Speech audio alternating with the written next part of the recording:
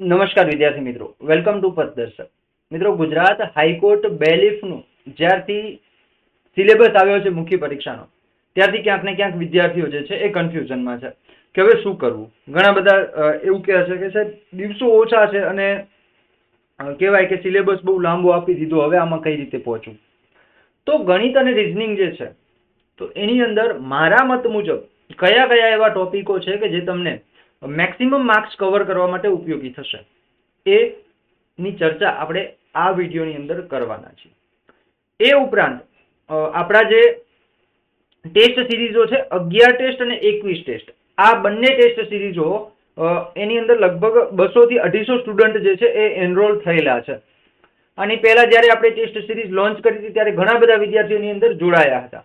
એટલે હવે જ્યારે આ સિલેબસ ચેન્જ થયો છે તો વિદ્યાર્થીઓને કન્ફ્યુઝન છે અને વિદ્યાર્થીઓને એવું મનની અંદર ક્યાંક ને ક્યાંક પ્રશ્ન છે કે સાહેબ આ 11 ટેસ્ટ ને 21 ટેસ્ટ અમે ખરીદી છે તો શું એના પૈસા અમારા પાણીમાં જશે? સિલેબસ તો ચેન્જ થઈ ગયો, રમત ગમત અને કમ્પ્યુટર તો નીકળી ગયું, તો શું એ અમારા પૈસા પાણીમાં જશે? તો કે ના વિદ્યાર્થી મિત્રો, હું તમને એ જે ટેસ્ટ છે 11 અને 21 એના બદલામાં પાછા નવા 11 અને 21 ટેસ્ટ આપી દઈશ, જે નવા અભ્યાસક્રમ આધારિત ટેસ્ટ હશે. ઓકે, એટલે ટેન્શન નહીં લેવાનું. 11 અને 21 ટેસ્ટ તમારા જે છે એનું ટાઈપિંગ કામ ચાલે છે. 25 તારીખ સુધી હું તમને બધા અપલોડ કરાવી દઈશ. અને જેમને 11 અને 21 મોક ટેસ્ટ લીધા છે એને ટેન્શન લેવાની જરૂર નથી. ઓકે, અને જે નવા વિદ્યાર્થીઓ છે કે જે ખરીદવા માંગે છે તો વિડીયોના ડિસ્ક્રિપ્શન બોક્સની અંદર લિંક આપેલી છે, ત્યાં જઈને ખરીદી શકો છો. તો મારા મત મુજબ ગણિત અને રિઝનિંગના કયા ટોપિકો છે કે જે તમને મેક્સિમમ માર્ક્સ કવર કરવા માટે મદદરૂપ થશે, જોઈએ આપણે.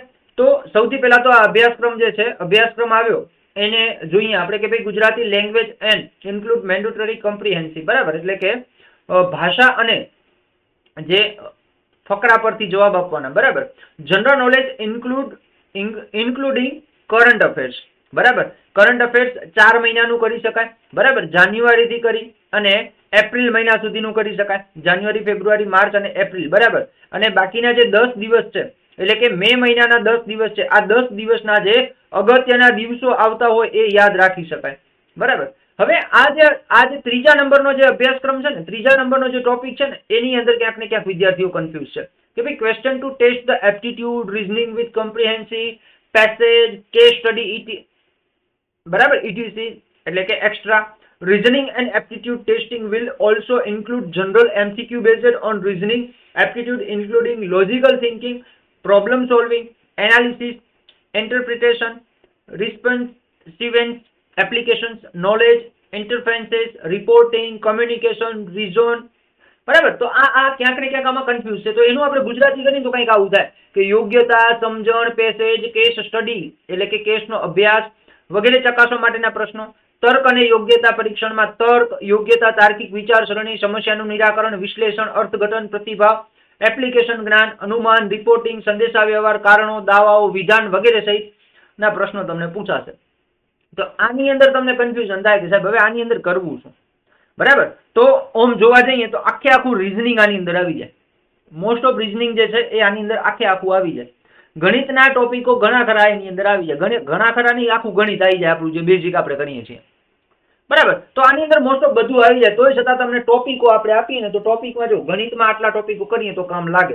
જેમ કે સરેરાશ છે, મધ્યક, મધ્યસ્થ અને બહુલક છે, ગુણોત્તર અને પ્રમાણ છે, ભાગીદારી છે, કામ અને મહેનતાણું છે, નળ અને ટાંકી છે, સાદું વ્યાજ છે, ચક્રવૃત્તિ વ્યાજ છે, સમય અને અંતર છે, ટ્રેન સંબંધિત પ્રશ્નો છે, હોડી અને પ્રવાહને લગતા પ્રશ્નો છે, કેલેન્ડર છે, સાદું રૂપ છે, લસા અને ગુસા છે, ઘાત અને ઘાતાંક છે, વર્ગ અને વર્ગમૂળ છે, ઘન અને ઘનમૂળ છે, માહિતીનું અર્થઘટન છે, બરાબર. તમને પેલા વિધાનો આપેલા હોય. મિશ્ર એલિગેશન, ઉંમર આધારિત પ્રશ્નો, બરાબર. આ પ્રશ્નો જે છે એ તમને આ ટોપિકો છે એમાંથી તમને પ્રશ્નો પૂછાવાની સંભાવનાઓ છે. ઓકે, તો આ ટોપિક કરશો તો તમને કામ લાગશે. રીઝનિંગ ની વાત કરીએ તો પેલું રોમન અંક, દિશાઓ એટલે કે ડિરેક્શન, ક્રમ એટલે કે રેન્ક, સંખ્યા શ્રેણી એટલે કે નંબર સિરીઝ, મૂળાક્ષર alphabet series, coding decoding, magnitude comparison, બરાબર, એટલે કે પ્રમાણની તુલના, ક્લાસિફિકેશન એટલે કે વર્ગીકરણ, સિટિંગ એરેન્જમેન્ટ એટલે કે બેઠક વ્યવસ્થા, સિરીઝ એટલે કે શ્રેણી, બ્લડ રિલેશન એટલે કે લોહીના સંબંધો, ક્લોક એટલે કે ઘડિયાળ, એનાલોજી એટલે કે સમાનતા, મિક્સ ક્વેશ્ચન, પછી ક્રોનોલોજીકલ ડાયાગ્રામ એટલે કે ક્રમ આકૃતિઓ, દર્પણ પ્રતિબિંબ એટલે કે મિરર ઇમેજ, પછી વોટર ઇમેજ એટલે કે જળ પ્રતિબિંબ, બરાબર. આ ક્રમ આકૃતિમાં કેવું હોય તો કે આ 3 ક્રમ તમને આપેલા હોય, બરાબર. એક આમ હોય, બરાબર. પછી ત્રીજામાં આવી રીતે હોય, ચોથું શું આવશે તો ચોથામાં શું આવે તો કે આ ચોથો ભાગ આવે, એ આવી રીતે જો આ ચોથો ભાગ આવે, બરાબર. તો એ આધારિત પ્રશ્ન પૂછાય. જળ દર્પણમાં કેવું દેખાશે પ્રતિબિંબ, જળમાં એટલે કે પાણીમાં કેવું પ્રતિબિંબ દેખાશે. આકૃતિઓની ગણતરી, એમાં ચોરસ અને લંબચોરસ જેને સેક્યુર એન્ડ રેક્ટેંગલ કાઉન્ટિંગ ફિગર્સ, બરાબર. આકૃતિની ગણતરી, ત્રિકોણ જેમાં ટ્રાયંગલની ગણતરી, બરાબર. પાસાને લગતા પ્રશ્ન પૂછાઈ શકે. પેપર કટિંગ અને પેપર ફોલ્ડિંગ, પેપરને ફોલ્ડ કર્યા પછી એનું કઈ કટિંગ કરે તો કેવું લાગશે, કેવું બનશે એ દેખાડવાનું. છુપાયેલી આકૃતિઓ, હાઇડન ફિગર્સ, બરાબર. આકૃતિનું વર્ગીકરણ એટલે કે ક્લાસિફિકેશન ઓફ ફિગર્સ. વેન આકૃતિ એટલે કે વેન ડાયાગ્રામ. આંકડા અને જો વેન ડાયાગ્રામ 4 શું કે બધા પુરુષો શિક્ષક છે, બરાબર ને. આવા ડાયાગ્રામ પૂછાય ને, અમુક શિક્ષકો જે છે મહિલા છે, તો આવા જે છે એ વેન ડાયાગ્રામ આધારિત પ્રશ્નો પૂછાશે. આંકડા અને માહિતીની પર્યાપ્તતા, અનુમેય એટલે કે સિલોજીમ, બરાબર. વિધાન અને નિષ્કર્ષ આપેલા હશે.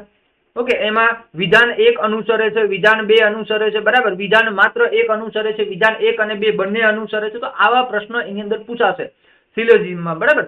ગાણિતિક પ્રક્રિયા એટલે કે મેથેમેટિકલ ઓપરેશન એટલે કે પ્લસ ને ગુણાકાર કહી શકાશે, ગુણાકારને બાદબાકી કહેવાય, બાદબાકીને ભાગાકાર કહેવાય, બરાબર. તો 4 × 3 ભાગ્યા 4 વત્તા 1 નું જવાબ શું આવશે, બરાબર. આવા પ્રશ્ન આની અંદર પૂછાય આ ગાણિતિક ક્રિયાઓની અંદર એટલે કે મેથેમેટિકલ ઓપરેશનની અંદર. તો મિત્રો આ પ્રકારનો જે સિલેબસ જે તમારો નવો આવ્યો છે એના આધારિત જે મને લાગતા હતા એ ટોપિકો મેં તમને અહીંયા દર્શાવ્યા છે. ઓકે, તો આ ટોપિકોને ધ્યાનમાં રાખીને તમે જે છે પ્રિપેરેશન કરી શકો છો. ઓકે, અને જો પ્રિપેરેશન થઈ ગઈ છે તો નવા અભ્યાસક્રમ મુજબ 11 મોક ટેસ્ટ અને 21 મોક ટેસ્ટ આ બંને આપણા પ્લેટફોર્મ ઉપર ઉપલબ્ધ છે. જૂની જેમને મોક ટેસ્ટ લીધેલી હતી એમને નવી ટેસ્ટ લેવાની જરૂર નથી, કારણ કે એમાં હું તમને અપડેટ કરી આપવાનો છું, બરાબર. અપડેટ એટલે નવી ટેસ્ટો તમને બધી આપવાનો છું. ઓકે, એટલે ટેન્શન લેવું નહીં. અને જેમને 11 અને 21 લેવી છે એ વિડીયોના ડિસ્ક્રિપ્શન બોક્સની અંદર લિંક આપેલી છે, ત્યાં જઈ અને તમે પરચેસ કરી શકો છો. તો મિત્રો આ માહિતી હતી, તમારા સુધી શેર કરી. જો તમને સારી લાગી હોય તો તમારા મિત્રોને અવશ્ય શેર કરજો. મળીએ નવી માહિતી સાથે, ત્યાં સુધી જય હિન્દ એન્ડ જય ભારત.